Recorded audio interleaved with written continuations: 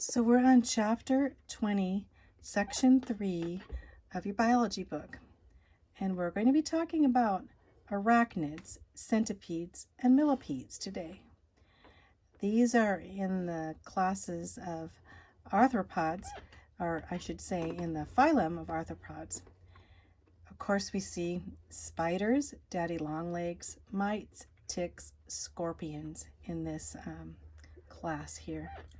So the mites are very, very tiny, usually microscopic. The long tarantulas are usually 5 inches long and 8 to 10 inches wide. Tarantula being one of the largest in this group. There are 49,000 species of spiders. We have true spiders.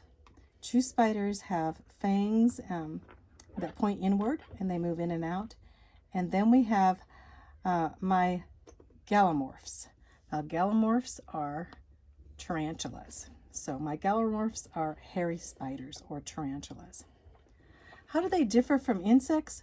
They differ from insects in a few ways. First of all, a spider has 2 body parts. The head and the thorax, they make it one huge body part where the head is. So the head and the thorax, they call that the cephalothorax. So this would be the cephalothorax, the head and the thorax together. And then the abdomen. So basically 2 parts, and they're separated by this pedestal right in the middle of here. They call it the pedestal. So they have no antennas. They have 4 pairs of legs. Insects have 3 pairs of legs, which are 6 legs, and spiders have 8 legs. Spiders only have simple eyes, no compound eyes like insects do. And of course, spiders have no wings. They are carnivores. That means they eat meat or they eat other insects, and they're venomous. They can be poisonous. So most of spiders are friends to mankind because they eat harmful insects. But there are some very harmful spiders that are poisonous to us. One of them being this black widow here. Brown recluse is another. The red widow and the red-legged spider and sac spider are all poisonous spiders. So let's talk about the structure a little bit here. The structure, they have an exoskeleton, like other arthropods, and they have this thin waist, I said before, this little pedestal here that separates the abdomen from the cephalosporix, or the cephalothorax, I should say.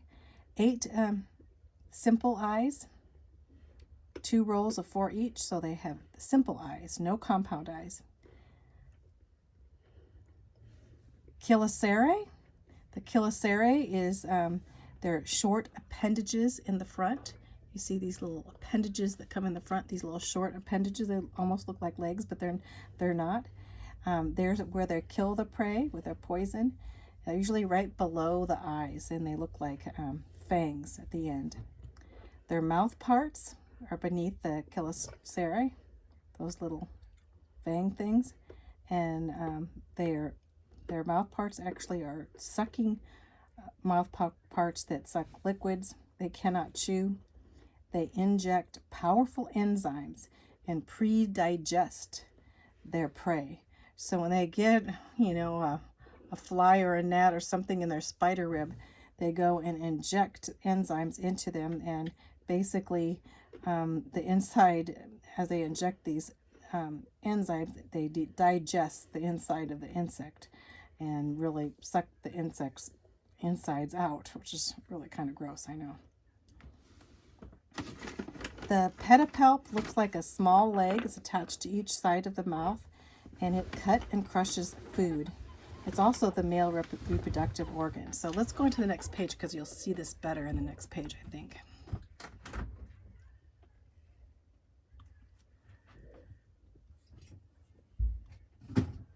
Here we go. So let's look at where the pedipalp is, right here. It looks like another leg. So the pedipalp is used to crush food and such, you know, and it also is the male reproductive organ. The cephalosporks here, of course, we have the 4 pairs of legs there in the front. You can see these legs coming out. It's all coming out of this section. The cephalosporks, the head, thorax section, and the legs. See the legs here? They're divided into 7 segments. At the end, they have 2 or 3 claws on the last segment, as you see there. At the end, you can't see it in this picture, but there's a small area right at the end. In the scopula, it's called scopula, is the pad of hairs that helps them cling to ceilings. So come you look at a spider and it can be clinging to ceilings because it has these special hairs that are sticky and allows them to cling, you know, as you look up above your bed and see a spider on the ceiling. They walk moving their first and third legs in random, and then their other side, their second and fourth legs in random. There are no muscles in their legs. They extend their legs by their blood pressure that keeps them extended, and this blood pressure drops, the legs draw up, because basically the circulatory system is an open system, so the blood is traveling all through and free inside the spider's body. So, wow. Crazy creatures. Crazy looking creatures, huh? Let's talk a little bit about the internal structures. And they have brain and nerves. Here's a picture where the brain is right there. Kind of a weird looking brain. So, and the brain and the nerves, they're very nearsighted. They have the small simple eyes, but they do see quite well. In fact, some say they have pretty excellent eyesight with their 8 eyes, you know. So anyway, they have a acute sense of touch, and their nerve bearing little nerves on the ends of their hairs, and so they can touch, hear, and smell with these hairs. The end with the nerves on their hairs. Let's talk about the digestion. They have a sucking stomach. It says right here, sucking stomach right here. And this is their whole digestion. See where the mouth goes up in here and it goes through the sucking stomach, then through the intestines, or down through here to get to the intestines here. See all this green? That's the digestive system, the green part in that picture. So it extends the length of the body. The stomach does. You can see that. Stomach goes all the way down here, right? So, and then it goes into the intestine, and the intestine is where the digestive juices absorb. So, the stomach extends this whole length, comes through here, and meets the intestine here. This whole digestive tract down towards, and here's the anal area there, where the digestive waste come out. Okay, circulation. Their blood is pale blue. They don't have any hemoglobin. Here it looks red in this picture here, where this is actually where the heart is, right here, this long heart. And it looks red, but actually it's more blue or clear looking because they don't have hemoglobin. They have hemocyanin. And hemocyanin carries oxygen like hemoglobin, but it's not red in color. They don't have red blood cells. They have white blood cells, but they have no red blood cells. So the circulation, again, is very open circulation, means the blood would come and actually go all the way open, all the way through the body without going through blood vessels.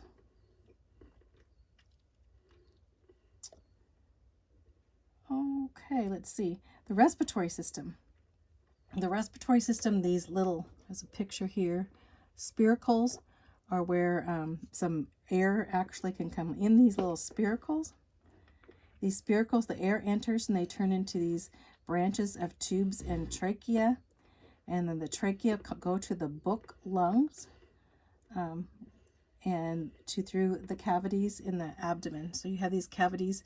But basically this is, see the book lungs here? It looks like a book, all these different pages of a book. And this is where the lungs are. Very unusual, huh? The book lung has at least 15 thin flat folds in the tissue. These air pockets are between the pages, so you can let enters air so that it can exchange oxygen and carbon dioxide, right? Take in oxygen and give out carbon dioxide. Let's see, it's right in front of the abdomen, right here in the front part of the abdomen where the book lung is. Let's talk about these little things down here. These are called spinnerets, and the spinnerets are their silk glands. They're at the very tip of the abdomen here. What happened here? Let me go back. Let me get the picture a little better. There we go. Spinnerets. There's 3 pairs, or like little finger-like spinnerets, and there's hundreds of tiny tubes that give off this liquid that flows and turns into silk. It hardens. This liquid hardens and the silk glands from the silk glands and makes webs, cocoons, nests, and even safety ropes for the spider to hang from different things and as a safety rope. So they use it as a safety rope. The spider coats this silk with this glue stuff that's very sticky, and it can snare insects. This silk is very, I should say, very strong.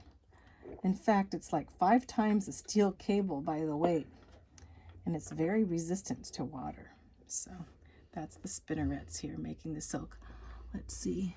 Here's the silk glands that they're talking about. This silk gland putting off this, coming out through the spinnerets. That's where these silk glands are.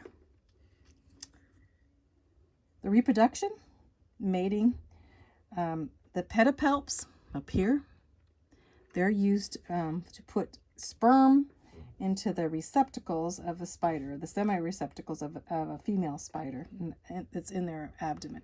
Here's where the semi-receptacle would be, right here. And here's where the pedipalps are here of the male. So, and once a male mates with the female, it dies, or the male is killed, right? So, and the female is much larger than the male and goes on to have the egg sacs and such, the eggs. Here's a picture right here of, here's the seminal receptacle. Up here is the ovary, as you can see, this area where the egg sac would be. Okay. The female stores the sperm until it's ready to lay eggs, and then fertilizes them as they come out, as they are laid. And usually a female lays 1 to 200 eggs, quite a few, but they can lay only 1 egg. And then the female encloses the eggs with a cocoon. Sometimes the female dies right after this and hangs this cocoon, this egg sac, in her web, or sometimes it's hung on plants and leaves. And some spiders carry their sac with them, so it's very diverse when it comes to that. The spiderlings then hatch inside the cocoon until warm weather, and then they leave the sac dangling. And then comes these little spider hatchlings, and they balloon their way, like ballooning. They take their webs and they fly. They actually put out their silk. They spin and wind and actually travel. Learn to hang from their silk, from their webs. They molt several times and live, 1 year to several years. A wolf spider will live up to 1 year. Tarantulas, though, live 20 years sometimes. So, wow. So let's go on to the kinds of spiders here. So, next page.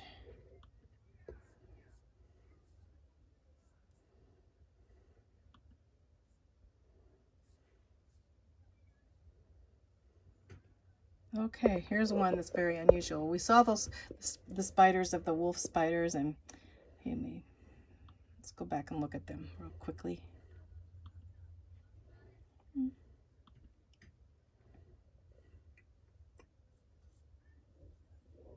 There's a few kinds of spiders, and the black widow.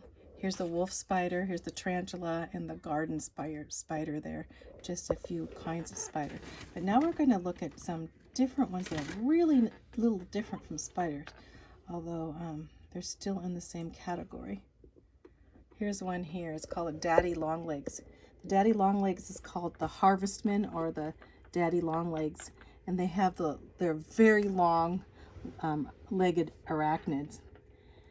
They have no constriction or waist. Do you see two body parts? They look like they're just one body part there. Their sense organs are in their second pair of legs there. Their kilcherae, that little pincher thing, it's basically instead of it looks like kind of like instead of fangs, it kind of, you know, basically looks like it's just smooth there, you know, kind of like, and it has one pair of simple eyes, just one pair of eyes instead.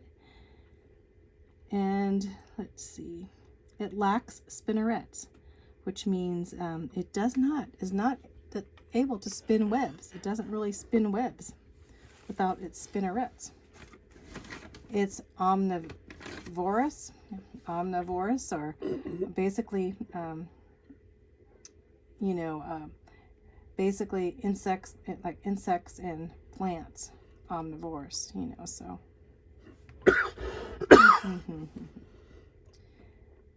Let's go on to, but basically you can see how much different they are. Even though in the arachnid family, they're a lot different than spiders. You can see daddy long legs, a little difference with those long legs.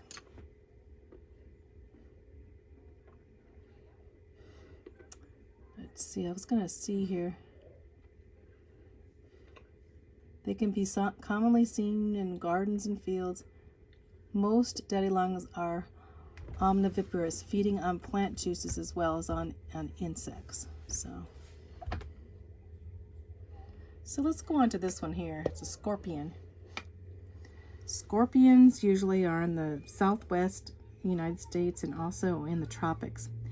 They're less than an inch to 8 inches, so they can be really big. 8-inch scorpion is pretty huge.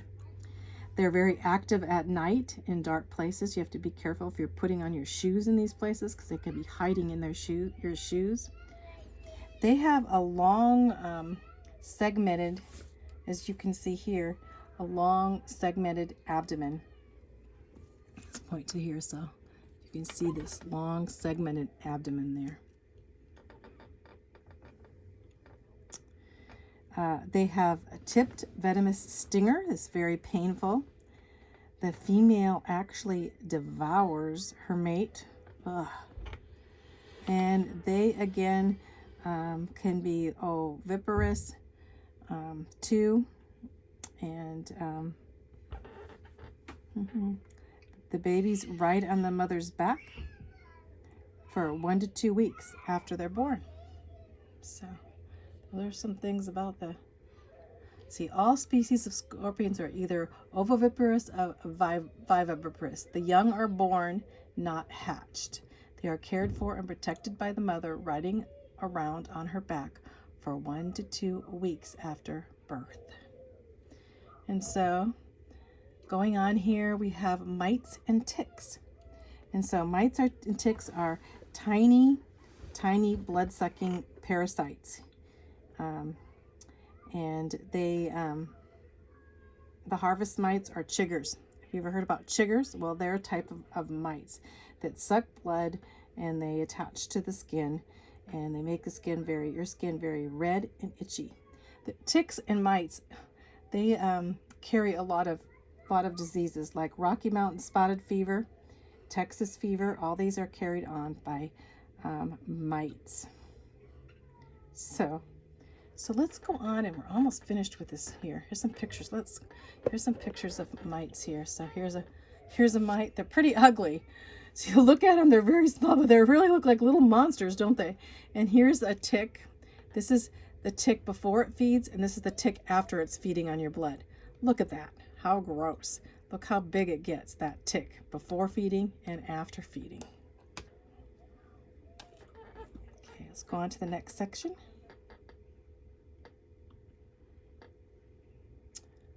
Arthropods with many legs. So we have the centipedes and the millipedes.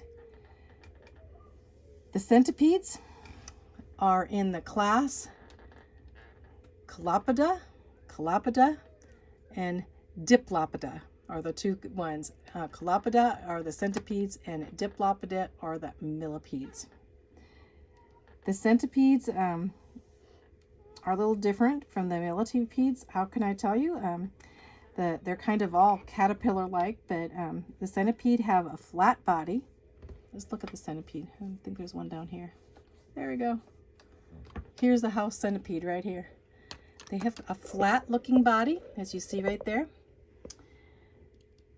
and long jointed antenna. They're poisonous. Centipedes are poisonous. They have a single pair of legs attached to each segment. You can see there are a single pair of legs on each segment of the centipede. Why the millipede, let's look at the millipede. Looks a lot different there. There's a millipede. The millipede has a round body, not flat. It has a short antenna, not the long antenna that the centipede has. And it's pretty harmless. Here's a millipede. It has 2 pairs of legs per segment. See all these little tiny legs there? They have 2 pairs of legs on each one of these little segments there in this millipede. The difference between a millipede and the centipedes. Centipedes, let's look at that centipede. They usually live in, a lot of times in more tropical areas. They can be 1 foot in length. These little things can become 1 foot of length in tropical areas.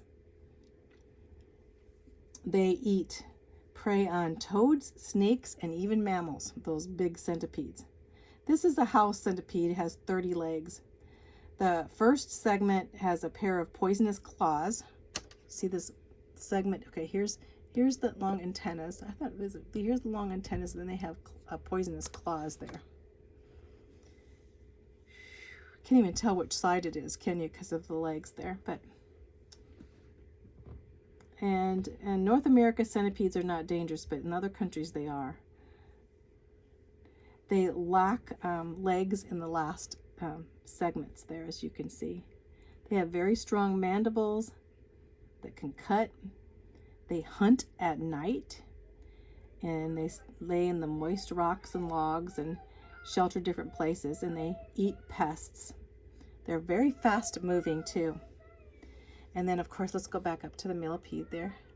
The millipedes, they live they're more worm-like, let's just say that. And they have more legs, usually 44 to 400 legs. You know, millipede kind of means 1,000, but they don't have 1,000, but they can have 400 legs. Can you believe that? They're saprophytes, which means they feed on dead and decaying matter. They're very slow movers, not like centipedes move fast. Millipedes move very, very slow. So, and they prefer dark, moist places. So that's the end of section 3. We're going to end with the centipedes and millipedes, and we talked about the arachnids. And now you can answer these questions on here. Most of the things I went through. So, okay, I'll just let you guys answer those questions on your own.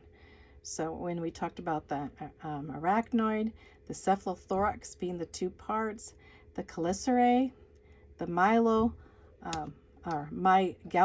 which is what is a mygalomorph? Do you guys know? Well, it's basically a tarantula. The book lungs and the spinnerets and the pedipalp, all these things we talked about in the anatomy of a spider. So that is the end here.